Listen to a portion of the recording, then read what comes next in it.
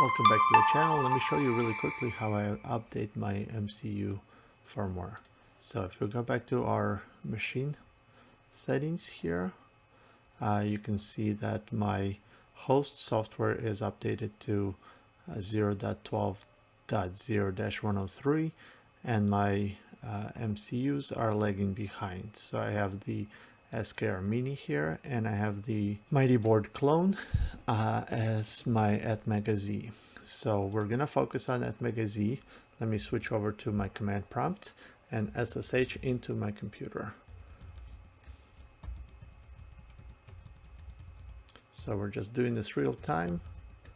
My super secret password. Let's jump into Kaiua and run the update here, just to make sure we have the latest version. So hit 2, type in the password.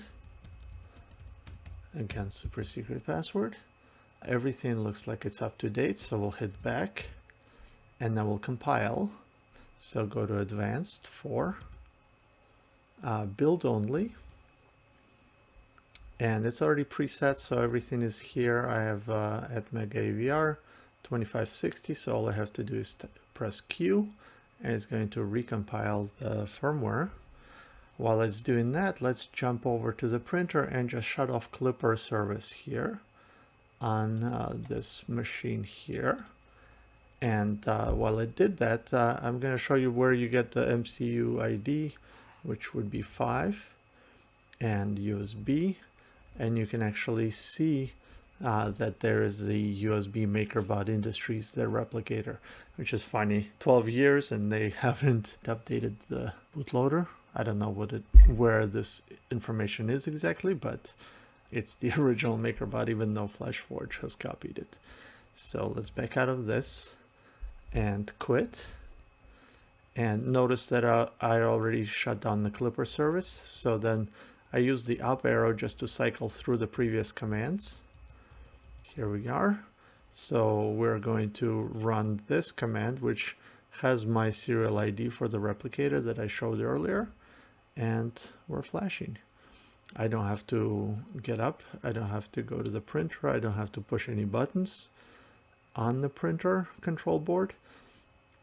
And just simply flashed it right on screen. Then we exit out of the command prompt, Alt Tab to our printer, and turn on Klipper. And if it's starting up, restart firmware. It's not liking it, so I'm going to hit actually reboot the machine. Computer and the printer are behind me and they are restarting, so we'll give it a second. See if we can get this back online. See a connection. So here we go. And just like that, version 103. And I wish I could do this with more modern MCUs. This guy requires me to shuttle with my old sneakers the micro SD card. Feels like 1996 all over again. That's kind of weird that a 12-year-old Mighty Board clone is that much easier to update firmware on.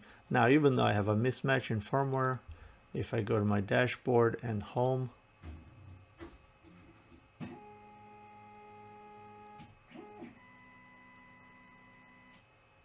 I don't know if you could hear that, but behind me the printer was doing its thing, and it managed to home, so I have signs of life, and the update was successful.